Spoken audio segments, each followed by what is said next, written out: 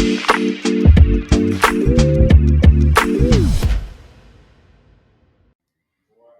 right, we're back here on the Atlanta Sports Guys with 99 The Games.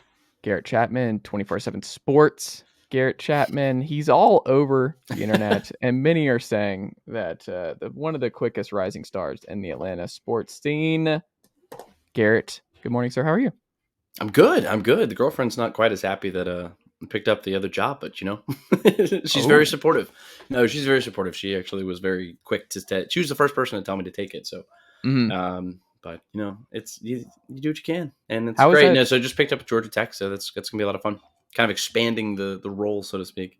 Are you gonna travel with the team? Are you gonna go? Maybe a little bit. I don't think a lot. I'll be doing most of the home football games, maybe an occasional basketball game if the situation calls for it. But for the most part, no, just keeping it home football games and recruiting. Those are the two big things. Okay. Yeah. I like it. Does it affect your day-to-day with 99 at all or no?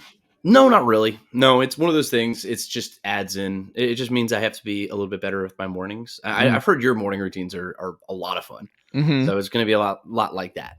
So it's like waking up and grinding in the AM and then going to the day job and then going to the night job at 92.9, so here you go, man. This is what you need. This is exactly. It's honestly my key every single day is but you need not this color pen, but the Pilot G2 10, but it have to be a ballpoint 10, and you get the black one, the red one, and you get the green one, and also a blue if you want to date it with a different color. So you at a different date, and you have a little bubble next to your to-do list for each thing all day long, and you just check that thing off with the green line every time you get through it. And if you didn't get through that day, you circle it with the red, and you really hate it. You hate circling at the end of the day. You're like, I didn't get to this sucks, and then you won't do it the next day. So the red is not your friend at the end of the day. But man, that's fair. That's the lifesaver, is the day-to-day steno pad is my go-to. See, I'm a big checklist guy. I need I generally use like Post-it notes or something like that, and I just go through and write down every single thing that I need to do. Best feeling in the world is crossing that stuff off. But you lose the Post-it notes. Like this, you can just keep going. Like this is... See, it's too big. It's too big. I want to stick it to the side, so it's like I'm still doing my work, but then I can it's like around and like, all right, what else do I need to do? And then bang, and that's right there. Well, you can get a smaller one. There's where is mine? I've got a small one. I have one that I actually use for when I do high school football games. I bring it to high school football games. That's what I use. Yeah, so it's like really, really little. Yes. I've kind of trended away from doing that. I do like notes on my phone now. But the only downside is that it looks like I'm just texting during the game. So I don't want to do that all the time. But I also don't retain the same. It's like when I was in school, one of the biggest things I did when I was in undergrad was that like the difference between how much I retained in class from writing notes by hand versus typing my notes.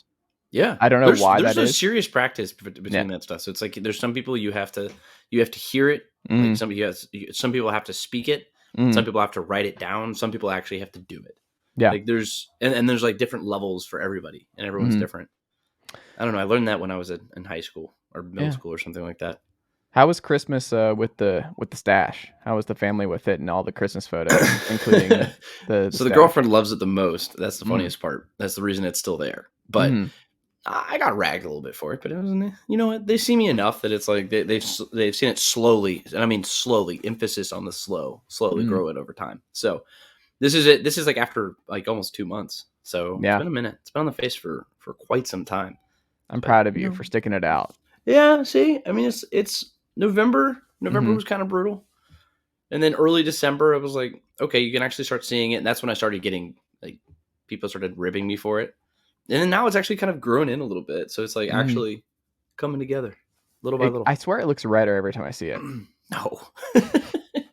The thing is, it's like you have the benefit of having the way the light hits me right here. So you can actually see it pretty effectively. That's why it was like when I sat down, I was like, dang, I need to shave. That's because I normally can't see it. So you had I guess the distinct pleasure of being able to see it. There you go. Yeah. How was your Christmas? Did you get anything good? It was good. No, it was good. I got some AirPods from the girlfriend, and no, it was good. It was a chance to. I got her a nice pair of shoes. Okay, like walking shoes or like dress shoes, like dressy. No, they're nice like dinner? the fancy, like the sneakers or whatever. Like they're Nike. Dunks or something. Okay. Did she like give you a She link? picked them out. Okay, I was gonna say. Oh yeah. No, it was foolproof. I could There you never go. lose. I couldn't lose. Yeah, I mean it's picking out things. I mean now for my wife, it's hard getting the right thing and just being like, hey, what do you want? And then you run into the point of like, I feel like I've gotten you this a lot because it's just safe. But I feel like now that I've been with you for 3 years, I feel like there's a lot of consistency like in what I want to get you.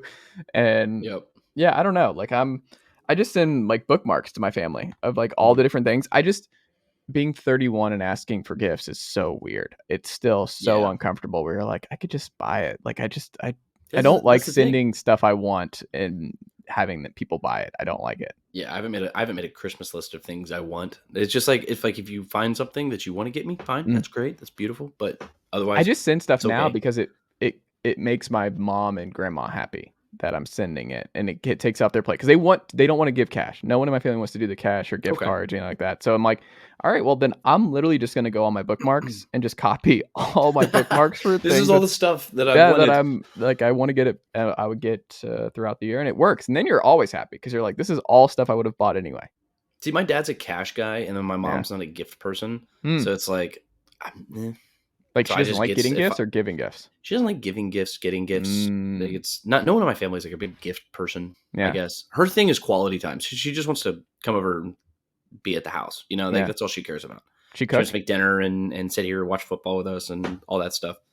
What was your Christmas dinner? We had Chinese food. Really? Yeah, my brother was in charge of getting groceries and he didn't go do it, so everything was closed. So we had Chinese, and it was delicious, and we had a great time. It was awesome. I had some mushu pork.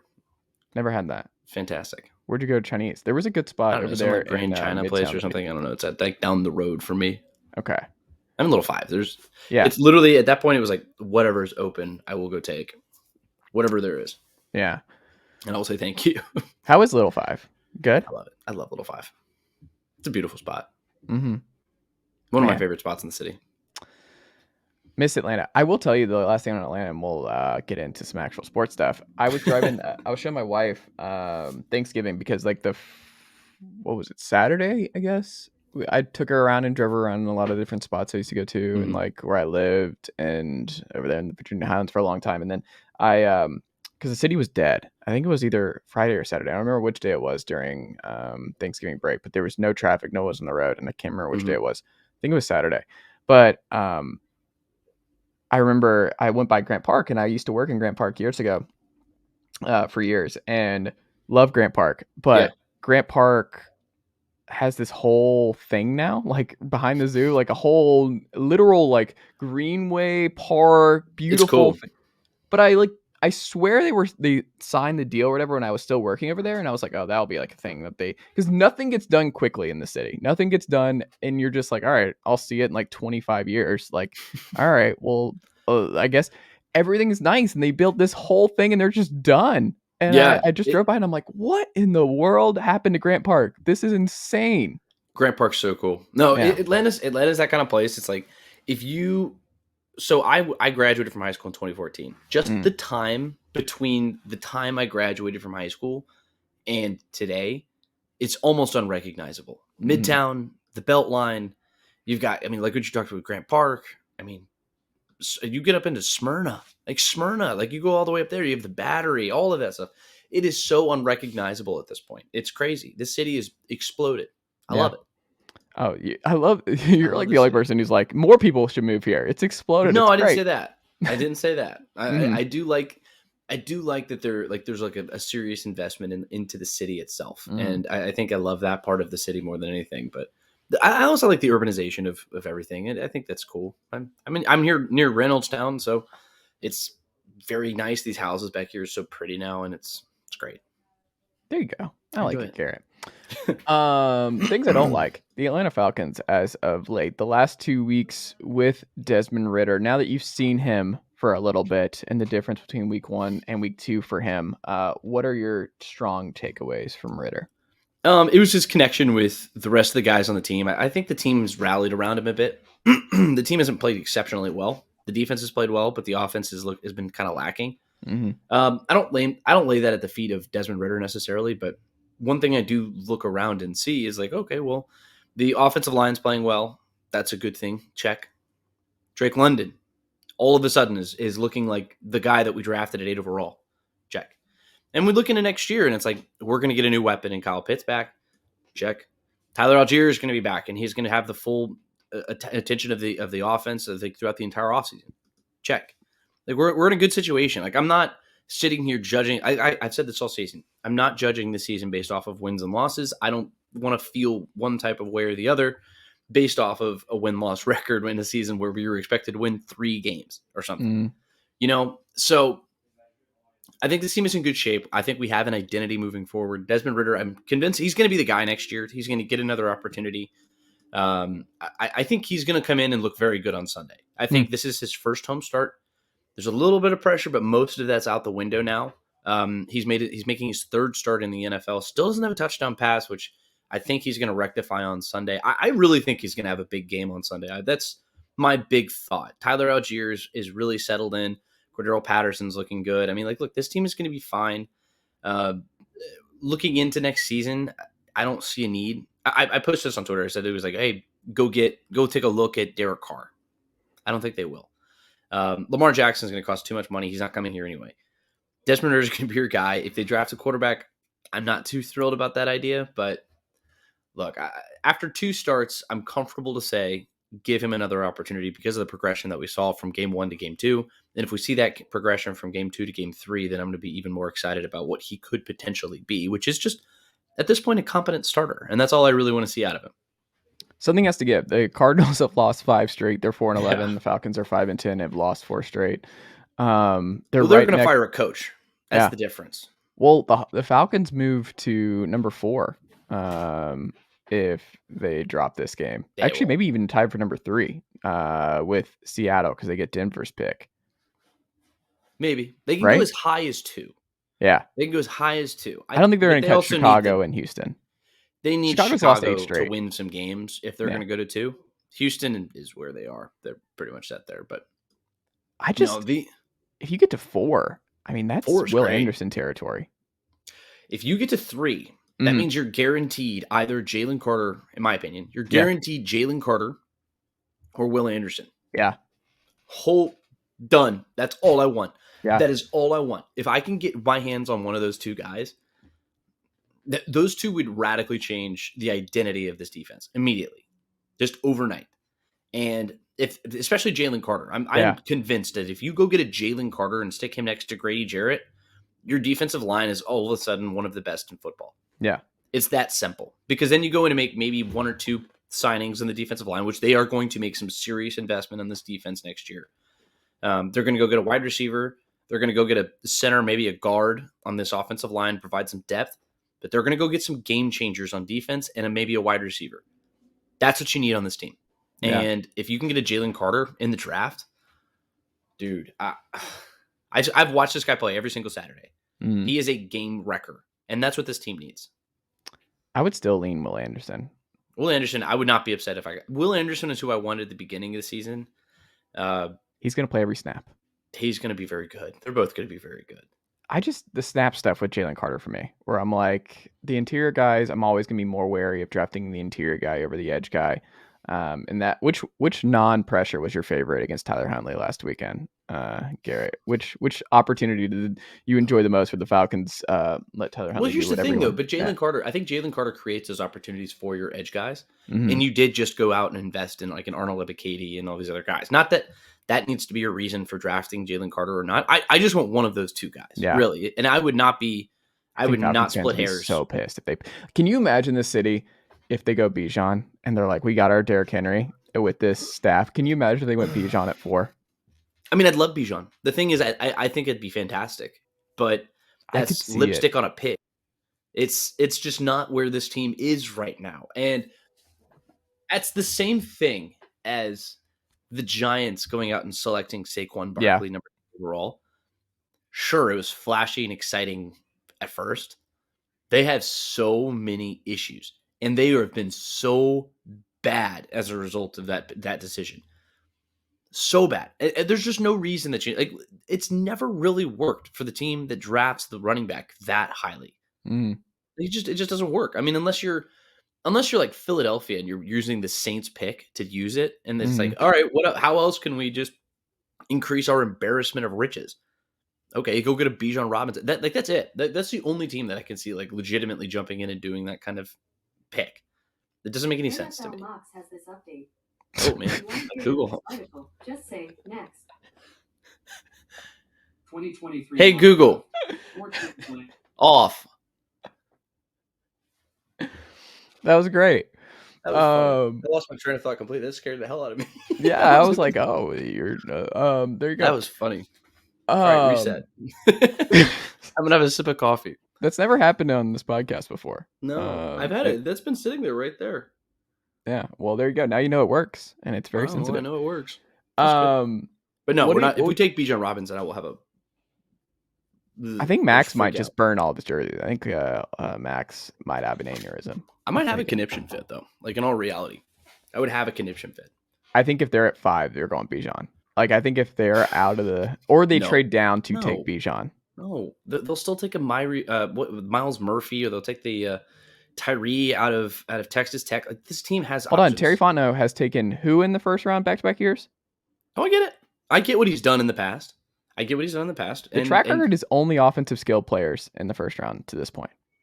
He has prioritized that. He's had 2 opportunities. If he does it again, if he goes and drafts like a, I don't even know what it is, like Jackson Smith and Jigba or something like that. Are we going to do that?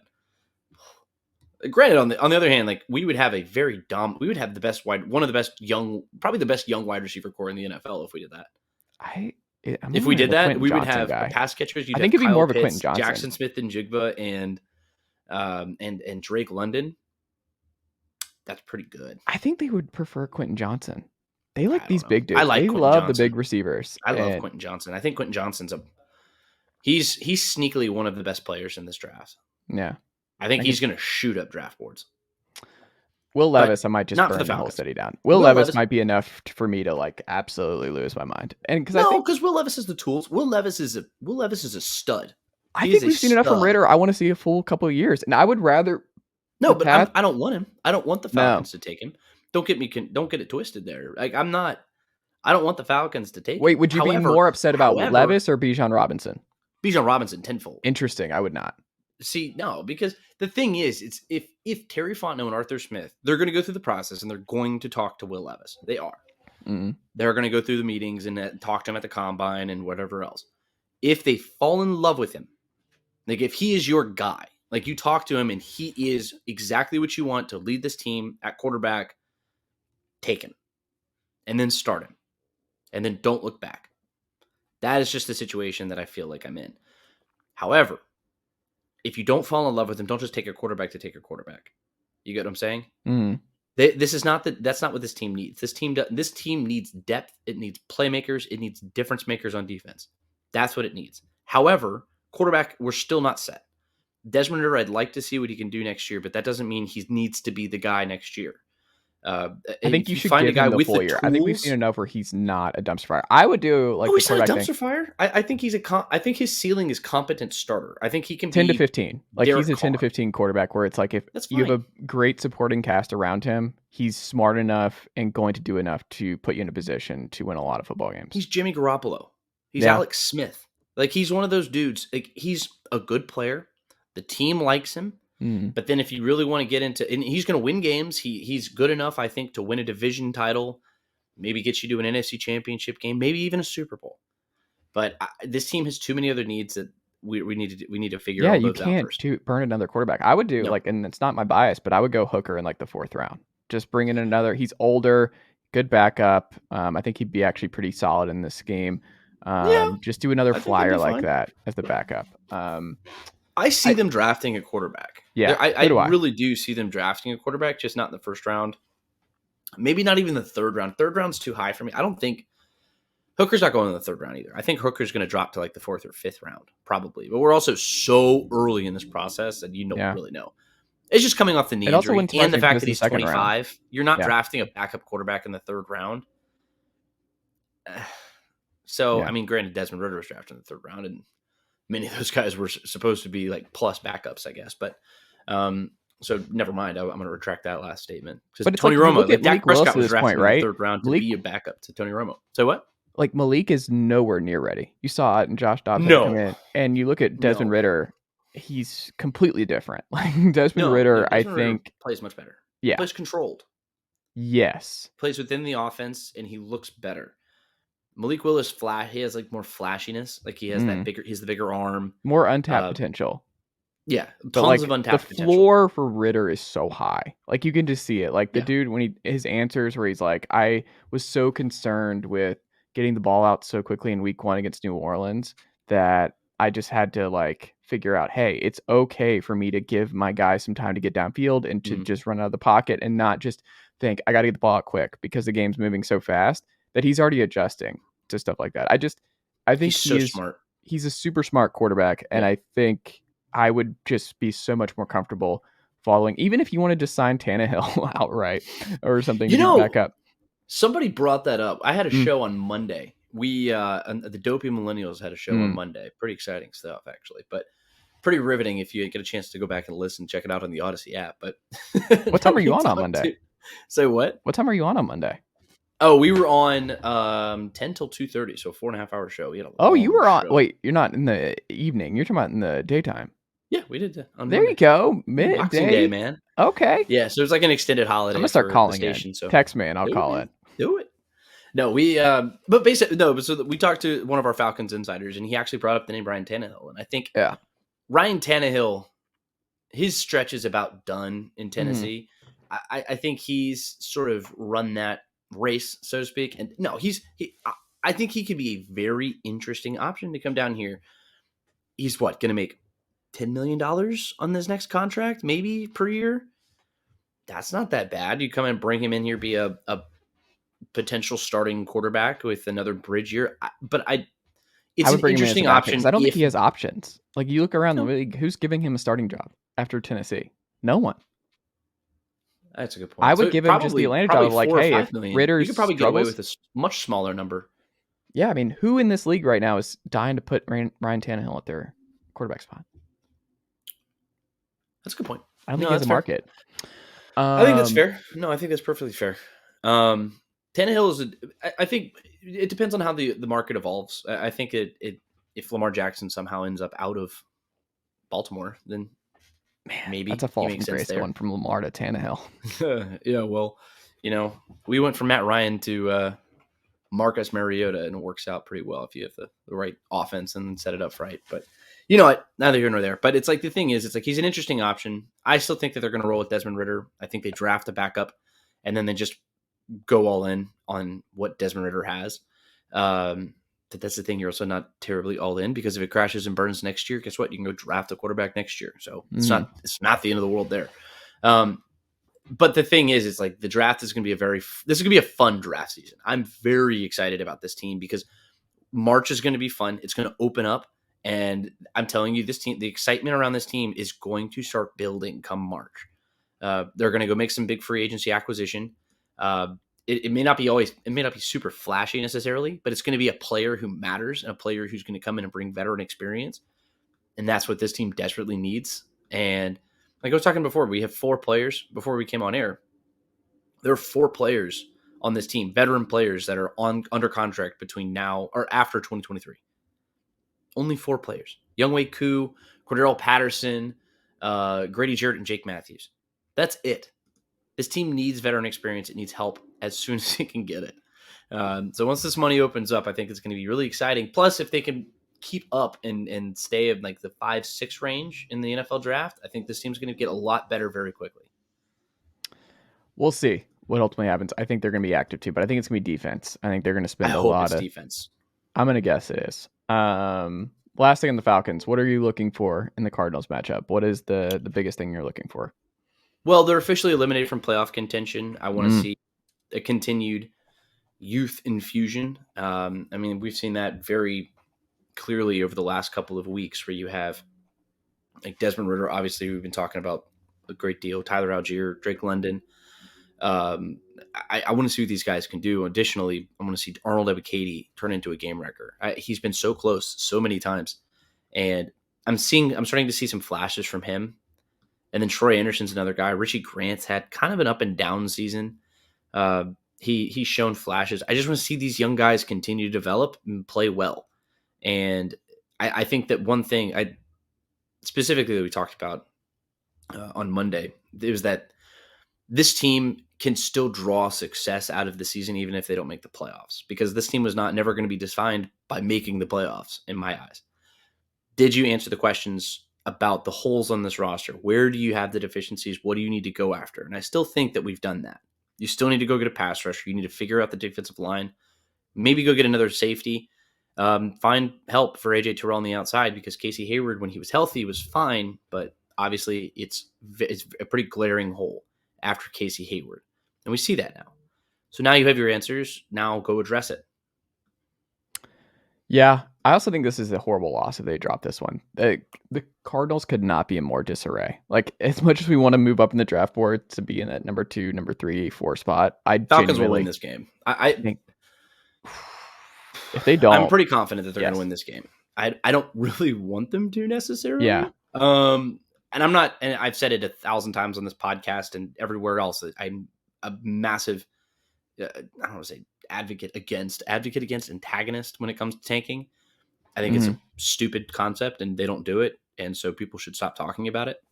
But I would like the team to lose a little bit because I think the team can get so much better in the coming years. If you just play the rookies and see what they can do. But if you let Colt McCoy beat you on Sunday, then, well, I mean, then we got a different conversation that we need to have next week. I would agree. Something that I said on this podcast, I told you for weeks. I think I told you for months, Garrett. We were like, I think they might. I was like, come on. Dansby was gone. I was like, Dansby is a goner. Like, the fact that this got to this point, it's just, they're fine. And Alex Anthopoulos talks about this, where he's like, we're developing. Doesn't mean everyone's going to work out, but the ones that do, we pay them, we lock them in, and then the other ones will adjust on the fly. We'll make adjustments. We'll address shortstop if Vaughn doesn't work. And if the shortstops that we run with going into next year are not great right away, I mean, we have a World Series expectation that, like, we'll adjust and we will make a trade or we'll do whatever. But, like, you look at the deal for Dansby and it's like, I've never been the biggest Dansby guy, as you know, on this podcast. This year, obviously a breakthrough year for him, but to this point, a career average hitter, strikes out a lot, great defender. That was his calling card, great defender. I think Vaughn has more upside with his bat, and I would assume he's going to be a better hitter. And it's not like he'll be a train wreck at short, I don't think. I think the Braves do deserve the benefit of the doubt by and large with young players. They have hit so many, and that's always been a worry for me, but it's like, hey, if they were going to go down this road, it's very different than Freddie from last year. I think the vibe is different. I think Braves fans understand it better.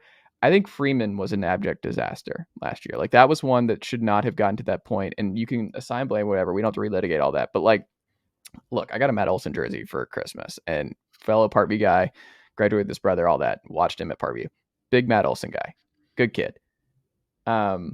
It still was a situation where they were very, very lucky. Like, that one was lucky. They were able to flip Freeman into Matt Olson and getting him to a long-term deal and all that. But that was just a very, very luck. Just Olson was getting ready to leave at the right time. Their A's were rebuilding. You had this franchise first baseman who was going to be on the trade block, and you're able to do that. There was nobody out there at shortstop the Braves were able to just flip and trade for a Dansby replacement, like some young 25-year-old shortstop that you could just sign and who's been on an A's-like team. The guy wasn't available. Those guys were free agents. And if you weren't going to pay Dansby, and what we learned is he was the least valued of the four. Xander Bogaerts, Trey Turner, and Carlos Correa all getting bigger deals and bigger priorities than Dansby. And that's what we thought going in. I'm not all concerned. Like, I was far more concerned about what it was going to be like without Freddie Freeman. Just because Freddie Freeman's an LMVP type player, and even at Olson's best, I don't think he ever gets to that level. I think he'll be a really good player for Atlanta for a long time. I just don't think you'll ever see him win an MVP, and that's okay. That's why you have the Acuñas. That's why you have. It's hard to win MVP at first base too. Yeah, I also think Michael Harris probably has more of a chance at this point. Like, I think he's gonna be starting. And that's something else you got to consider with Dansby. is Harris is going to probably start off in the 2 spot next year. I mean, he has proven enough that, I mean, I think the sky's the limit for Michael Harris. And if he's going to be a great player, then that kind of eases the blow a little bit. I'm just not at all concerned. I think it's going to be like Elvis Andrews or something at short and Vaughn Grissom. And if it doesn't work, they'll make a move. I mean, that's why they went under the radar and got creative when they brought in Sean Murphy. I don't know. I just, where are you at now that you've had a couple weeks to digest the Dansby departure and the Sean Murphy addition?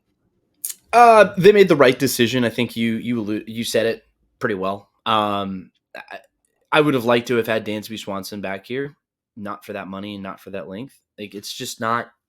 When you think about it, 25 AAV, 25 and a half, I think AAV over the course of that many years. The first thing that's going to go is his defense, and that's just the way it goes at shortstop. And the thing is, if Dansby loses that defense, that Gold Glove style of defensive play, then he loses value very, very rapidly. And at that point, then you're stuck with him. And then it's just, and the thing is, it's like, I don't think it's going to be this crazy drop off to the point where it's like he turns into just an unsalvageable player, because we've seen how good he can be with the bat in his hands.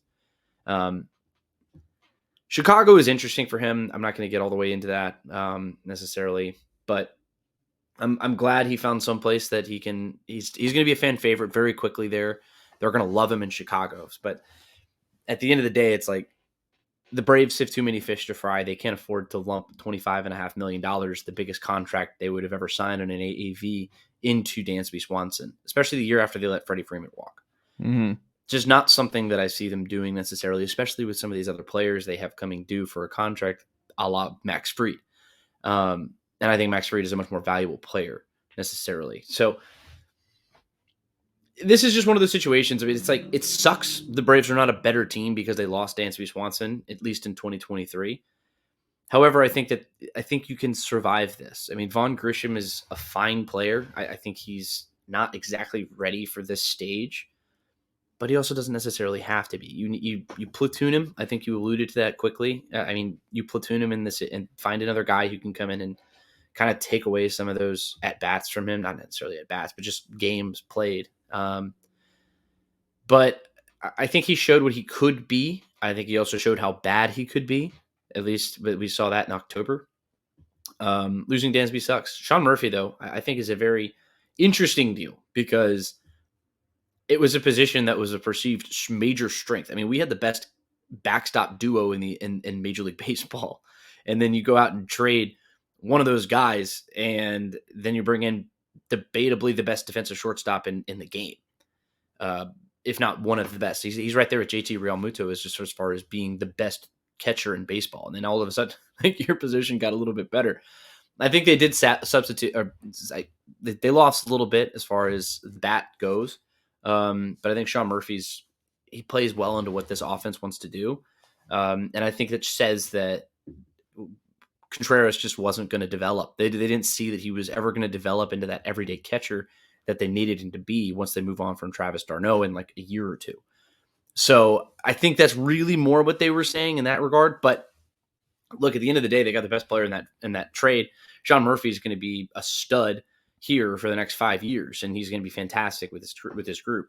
So I'm not worried about that. And it's like, you turned that into it was going to be an issue, I think, in 2 or 3 years. And Alex Anthopoulos, he's been a master at looking 5 years down the road, not just at next year or the year after that, like our friends in New York. Like we have a team that's set up to be a contender for the next half decade, if not more. So I defer to Alex Anthopoulos on all of these decisions, because he's rarely led us astray. But as far as like the depth goes and developing young talent, I think you started talking about that. I think we really have a lot of work to do. I think that one thing that a lot of people talk about is like, oh, well, the Braves farm system isn't where it needs to be. Yeah, because they're all playing Major League Baseball now, and they hit on so many guys. But on that note, we still need to go back and develop some of these assets, because we've traded away a lot of these assets for these big players like Matt Olson and Sean Murphy, et cetera, et cetera, et cetera. We got to go back to the farm system and redevelop it. It's going to take some time, but we'll be fine. Braves will be in good shape we'll be okay. We'll be contending for the division for the next 5 years. We may not win it all 5 times, but we've exceeded the luxury tax, and they've shown us that they have the willingness to spend the money and do what it takes to win. Yeah, I mean, they're not going to be the favorites in the NL East for a while. Like, I think that's just the They've Mets been the have favorites spent the last 5 years. But that's my thing. Is like I think in baseball it's different, where it's like you don't have to be the best team on paper to win the World Series. Like you just need to be in the top 5-7 team group, right? You just want to be in the mix. If you're in the mix every year, then anything can happen. I mean, the Braves, that I think you could even say 2020, the 2020 team was better than the 2021 team going into the playoffs. Oh yeah. So that team didn't win, and the 2021 the one last year was better than all of them. Right. So it's just you don't. It's just one of those that I don't really read too much into that. I will say, when you look around the league, like one of the things that you notice for the last couple of years is like there's just a dearth of catcher talent. Like there's just most teams around the league have not figured out the catcher spot. Most of the teams' catchers cannot hit, or they have to sacrifice one way or the other. Either we're going to go defense today or hitting. We just don't have both. And the Braves were like, we're not playing that game with Contreras for years and years. And I will say, and I think even Alex Anthopoulos would probably agree with this, is just that like Sean Murphy is safer, and I think Sean Murphy will be good in Atlanta, and you can count on Sean Murphy for the next 3 to 5 years while you're contending and everything, and you don't have to worry about that position anymore. Mm-hmm. But Contreras still has star potential. He was still an all-star, and you put him in Milwaukee, who has developed catchers really well, especially defensive catchers. You have to be okay if you're a Braves fan of like, hey, Contreras might be an all-star and a perennial all-star in Milwaukee. He could be the better player versus Sean Murphy, but he may never have been that person in Atlanta. I don't know. I'm still pretty high on Contreras. I think losing the bat. I'm very high on Contreras. I'm very high on Contreras. I think Contreras can potentially develop into a player who could hit 40 home runs a year. Like he's that kind of power hitter. The thing is, he would have been doing that in the designated hitter spot, which I think for the Braves, it doesn't make as much sense to have him doing that, because Travis d'Arnaud was your defensive catcher. And we talked about this a lot, and I feel like people forget about this very quickly until you're rudely reminded of it. Travis d'Arnaud cannot throw somebody out at second. Mm-hmm. He is incapable of throwing somebody out at second base. Mm-hmm. Sean Murphy doesn't have that problem. The Atlanta Braves as a team are much better for having Sean Murphy on this team. Contreras may be a better hitter. He might be a flashier player, but Sean Murphy makes the Atlanta Braves a better baseball team, period. I think that there's just no way around that fact. I mean, but you weren't going to get that deal done without getting a flashy guy like Contreras as a part of it. And d'Arnaud's going to be fine in the designated hitter spot until we move on him and we fill that spot with somebody else. But the thing is, it's like, that's the beauty of the designated hitter. It could be anybody. You don't need to make it a catcher or something or a first baseman. It could be literally anybody. And the Braves are in a situation where it's like we were kind of hamstrung to those two guys. So we just opened it up a little bit, and we had a good problem where we had so many guys who we could fill into that designated hitter spot. And I think we just opened it up a little bit more for next year, and we'll really beyond that. I'm more worried about left field. Like if they're I am very worried about all over again with Rosario and Ozuna, I'm gonna lose my mind. That I'm more concerned about is not addressing that spot. Like I would prefer they figure something out there before the start of next year. I think if they are just rolling and see what happens, where it's like we think Ozuna and Rosario can bounce back, I'm gonna be like, well, they can't. So I need you to move on from that and figure out Plan B. Yeah, see, this was my situation. This is my thought process, at least, is that we were going to, whether we re-signed Dansby Swanson or traded for somebody or like a Willie Adams or something or whatever. I thought that they were going to come in, go get a defensive shortstop, go put him at short, and then go stick Grisham in left field, and then just dump Ozuna. Hopefully, just cut him, just do something, get rid of him. I don't know how much that money is guaranteed. I don't even know what they're going to do with that. That's such an ugly contract. It's so bad. But that's what I thought that they were going to do. But left field now just feels almost like they're going to have to run it back. I really don't know what the issue is. I know what the issue is. I just don't know what the solution is. And it's kind of that's the part that's really kind of messing with me here with this team, and like really holding me back from saying that this team could really come back and repeat as division title winners. The Braves are going to be very, very good. Like this is a team that's going to win 90 to 100 games, if not more. But you do have the neighbor to the north who is spending buku dollars to make sure that doesn't happen a sixth consecutive time. Mm-hmm. So are the Mets a better baseball team than the Braves? No, I don't think so. I think that the way they're running it back with the same team. They're a really good baseball team. They're really, really good. There's a reason they were in first the there was majority a good of last reason. year. They were on a 101 win pace. They didn't throughout collapse. the Like, that's the thing, course is of the the Braves just season. got super hot. The The Braves Braves were were on a 116 win pace for Yes. like 3.5 months. Yes. And everyone's And like, I think the Mets people are just melting counted down. that as like no, the Mets collapse. I'm like, Mets are no, really the good. Braves were just that good. Yeah. It's more, the Braves are just incredible. But the other thing that I feel like doesn't get enough attention to is the Atlanta Braves were on a 116 game winning pace last year with at best 50% Ronald Acuna still coming back, no Ozzie Albies, and a hole in left field. And then Matt Olson really didn't play that well in spurts. Like, he was really bad in spurts. Mhm. This team still was on a 116 game win pace. You come back, and if not even 2021 pre-injury Ronald Acuna, like, you give me 2020 Ronald Acuna where he's just really good, this team is comfortably winning 98, 99, 100 games. Comfortably. That is how good Ronald Acuna is. Ozzie Albies, if he just comes back and plays Ozzie Albies baseball, comfortably 98, 99, 100 wins. That is how good those guys are. And that's how much the Braves missed them last year. That's fair. Last thing on the Hawks, Garrett.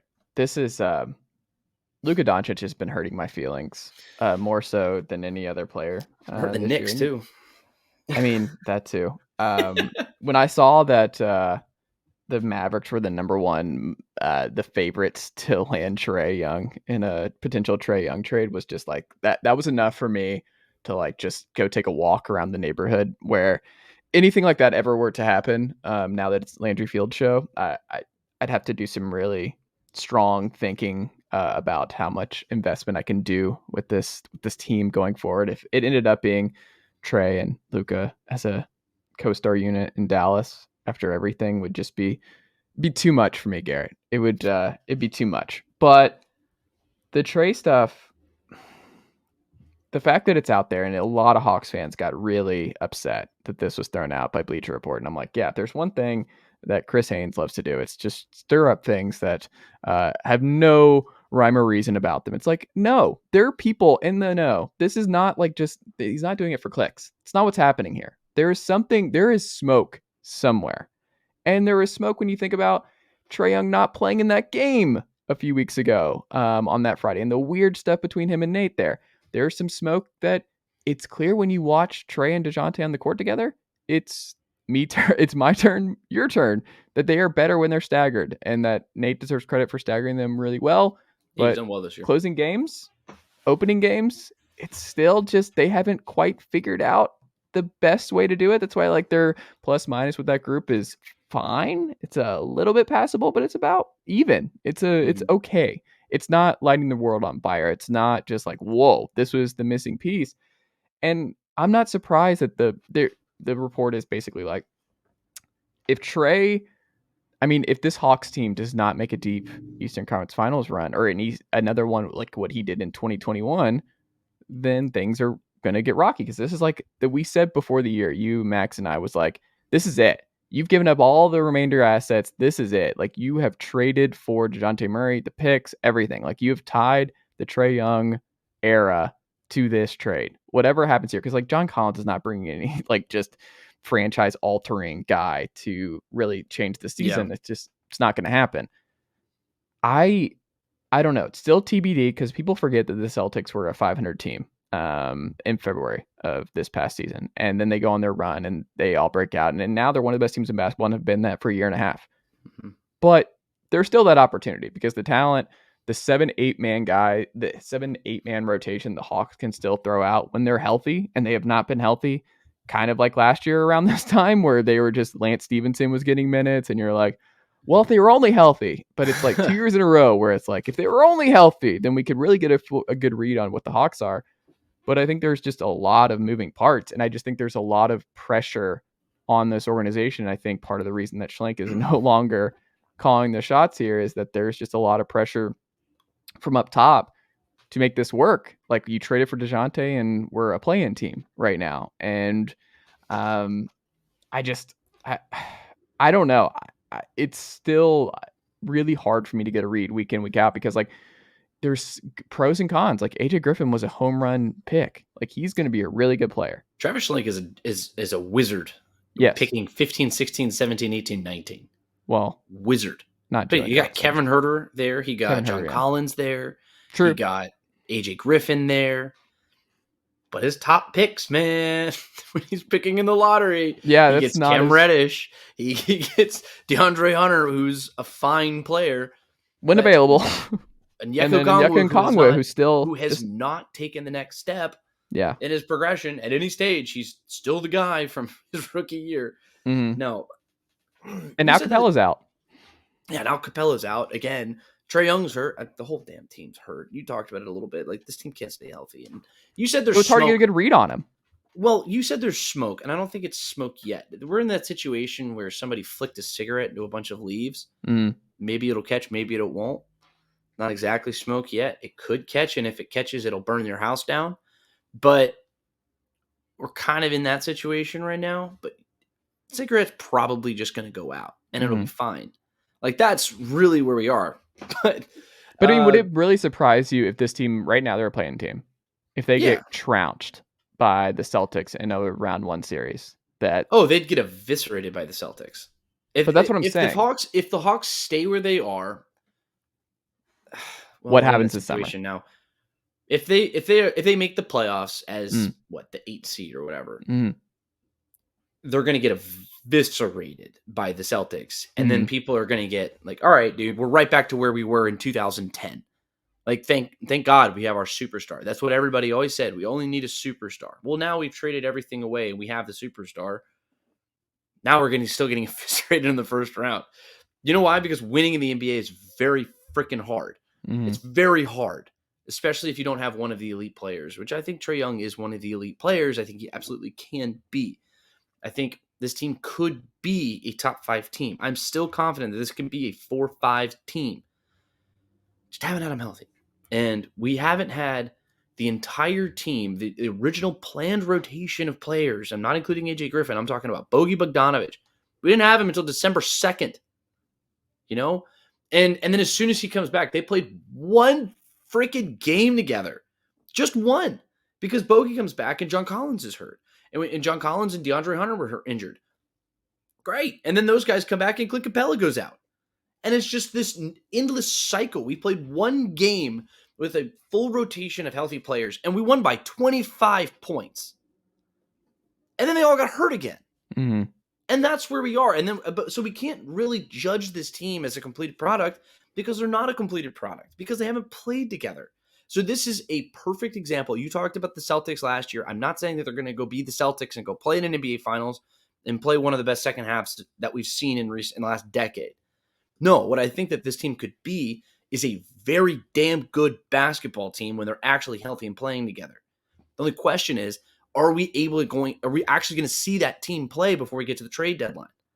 Because if we get to the trade deadline and we're still where we are right now, I guarantee you Wrestler is going to stick his fingers in this and try and blow something up.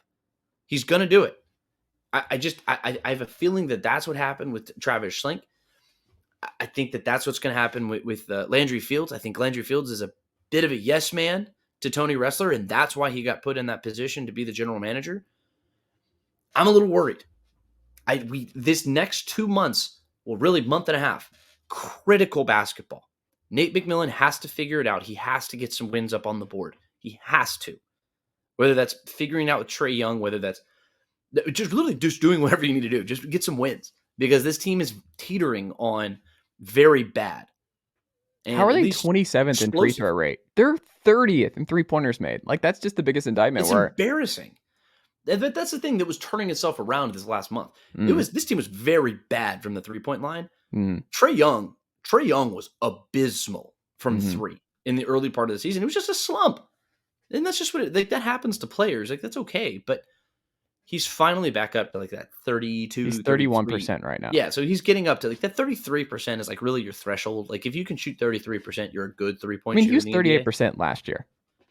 And I think Which he's is trending good. back That's towards that good. direction. I think that's where he lives. I mean, he's in that 35 to 38 range, and just with the volume of shots that he takes, I mean, he's got. I just think he's going to bounce every year. I think one year he'll be 39, 40, and then the next he'll be back down to 34. He's 33. super inconsistent, Yeah. and that's just. I think we've just come to know Trae as just a very inconsistent player who can be a pull your hair out type of player, or he'll be the best damn player on the court. Like, he's one or the other, and it's very rarely anything in between. He's a guy who's scoring 35 points and dishing out 15 assists, or he scores 25 points on 25 shots. You know, it's like he's going to get his points, but it's just the kind of player he is. And it's very frustrating sometimes, but you know, you take the good with the bad because this is the bed we've made. So you got to sleep in it. I just hope it gets figured out before the trade deadline and people start freaking out for real. Like you said, though, I think with the Hawks, the one thing I've been hard on them, it's just that like there's No, still enough. We have expectations. Well, it's also just you made moves. There's enough top end talent that like I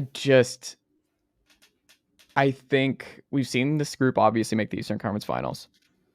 I think DeJounte Murray and what he's done defensively is huge. Like, they're 13th in defense, and he's been everything you wanted there. The shooting is still rough. I think part of it is just Nate's not the guy to maximize his offense. Like, I think that's what my concern was going into this year is you're gonna have to be creative to make this group work with Capella being a non-shooter, John Collins being a non-shooter this year. I think the lineups just have too many non-shooters in them a lot of times, and that's just some of it's just injuries, some of it's you traded Gallo, you traded Herder, Kevin Herder. Those are your two of your most consistent. And you knew Bogey wasn't going to be healthy to start shooters. the year.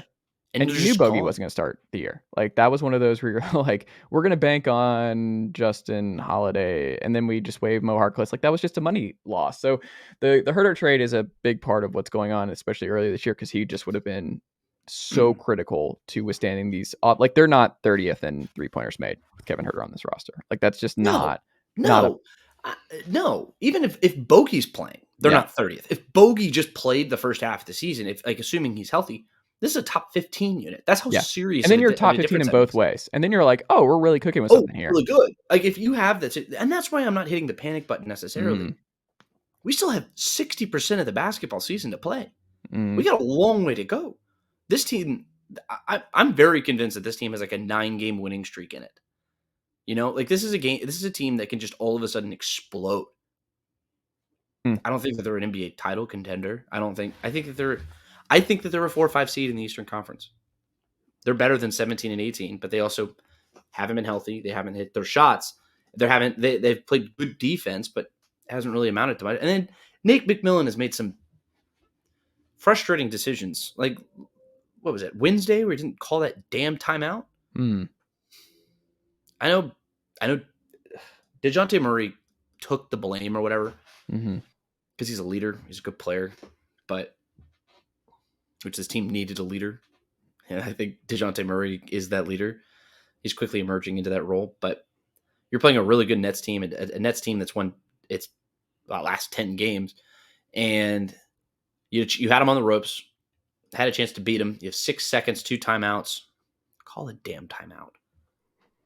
Man, it's just Nate's frustrated me a great deal this year. But if we have that situation where the one that you set up where they're in the play-in, no, he's fired. If they don't make the playoffs outright, he's fired. Well, I think if they're at this point in 2 months, he's fired. Like, if we're in February and they're still at the 8, 9 seed range, I think he's fired. No, I don't think so. It would have to be into the season. No, the bottom would have to fall out because you fire him, this team doesn't get better. You don't get better immediately. Then you just throw in Ime Udoka, right? You just throw in because you have 90. What was it? What's that situation we had when you had what's the damn coach's name? Who's the last coach for the Hawks? What was his name? Lloyd Pierce. Like, you fired Lloyd Pierce in February. Everyone's like, oh yeah, we'll just fire him because we did it last time and it worked. And we went to the Eastern Conference Finals. Yeah, because you had an assistant coach with 700 games coached on Nick your Van bench. Exel, ready to go. Like, God. I think on our bench, we have one guy who has interim experience and he coached for like 2 weeks. Like that's what we have on our staff. Everyone thinks that these guys grow on trees and it's ridiculous to me. But I think you go get like a true offensive minded coach. Quinn Snyder, maybe. What if you go get like Steve Nash or something? No, I don't want Steve Nash. Want that at all. I don't want it at all. But it just takes some creativity. And I just don't think that I'm starting to come aboard. I'm coming aboard the thought process that Nate's just not the guy to make this work. Yeah. But then that would be the second coach that Trae Young has gotten fired in 3 years. And that doesn't make me feel too good. But here we are. This was an issue for Nate his entire career, though. He's very stoic and he's stubborn and he sticks with the things that he does. It's just who he is. And that's okay. He's had a very successful NBA career, but maybe that's not the best coach for Trae Young and the Atlanta Hawks. Let's just see what happens once Collins is traded for Bogdanovich. Let's just see what happens when that trade happens and they just play Collins or Bogey, the other Bogey. Big Bogey is what we'll call him. Big Bogey and Little Bogey. Big Bogey at the 4. You'll have Jamison Crowder here too. Yeah. This team just doesn't get better if you trade John Collins, the team doesn't get better. Well, they have to upgrade the shooting. Like you have no shot with the shooting as is what it is right now. Like you have no shot. I don't disagree. So Collins is the one you have to move. Because who else is moving? He's the only person you can move. Yeah, so you have to get shooting. Who else are you going to move? You're not trading AJ Griffin. No one wants anybody else. No, it has to be for... Like Onyeka Okongwu. I love Onyeka. Well, now you have to use him because Capella's out and you can't even count on Capella. Like Onyeka can't go anywhere. Onyeka's been so frustrating, dude. I expected so much more out of him and he just hasn't delivered. He's just not been the guy that I expected him to be. Yeah. Well... we'll see what happens this weekend in the coming weeks. I still think there's enough. Big month ahead. Big month. So critical month. Hawks fans, strap in because I think it's going to get very interesting in a hurry here for the Hawks. Garrett Chapman, what can the good folks check out from you across the airwaves and internet this week? 247, I got some features coming out. Off season is in full effect down over there on the flats. So we'll be getting some feature pieces coming out here very soon. So check that out. GChapATL on Twitter. At GoJackets.com is the website. 247 Sports. College football game time. Preparation for the Peach Bowl tomorrow. The Georgia Bulldogs. Ironically, it's weird talking about both of those in the same sentence like that. But, Bulldogs taking on Ohio State. Big game tomorrow. College football game time is on Saturday. And then Falcons 5 on Sunday, of course. So we'll be catching all the reactions to whatever happens on Sunday, which I don't know. We'll see. Well, hold on. Big game is tonight, 8 o'clock Eastern time. Big one tonight. How you feeling? I don't think they win. I don't know. I go back and forth. I don't know. Podcast I think Clemson's a better team. I'll go Tennessee just because number one offense. I think they'll finish it out. And Cade Klubnik has not played 4 full quarters against an SEC team. And I'm excited to see Cade. Klubnik's a stud. He's a stud. When you see him play, he is in flashes. He is just so true freshman though. Yeah, SEC defense. Tennessee's been great against the run all year long. Top 20 team against the run. I don't know if Will Shipley shut down. I think this will be an interesting game. I think this would be a big. I think if I had come to you at the beginning of the season, because I know most Tennessee fans are disappointed. If I had come, I predicted 10-2 before the year. I said that they would split Georgia and Alabama, and then they would lose to a dumb game like South Carolina. I have receipts, man. I said that we were going to split. You guys were going to split against Georgia and Alabama. I did say that. No, the beginning of the season, I had Tennessee as my second best team in the SEC East. But look, they're a good team. But if I had come to you at the beginning of the season, the average Tennessee fan, and I said you're going to finish 10-2 with an Orange Bowl appearance, not even a win, I guarantee you 95% of Tennessee fans would have taken that. Yeah. It's just unfortunate because the loss is... Well, the way it happened. It's recency bias. Like, if you lose that South Carolina game in that way in week 4... That was ugly. No one cares. You win that game, you're maybe in the playoff. No, you're absolutely in the playoff. Like, if they win that game, they're in. I'd say 75% chance you're in the playoff. There's no way they put in Ohio State over Tennessee in that circumstance. You never know. Because you also have the Hooker injury and everything else. Though that's also implying Hooker doesn't get injured. Oh, okay. Well, then, never mind. Yeah. Different conversation then. Garrett Chapman, always a pleasure, my friend. And I will talk to you next week. Of course. In the new year. I'll talk to you next year. People love when you make that bid. I'll talk to you next year. I love it. See you, buddy.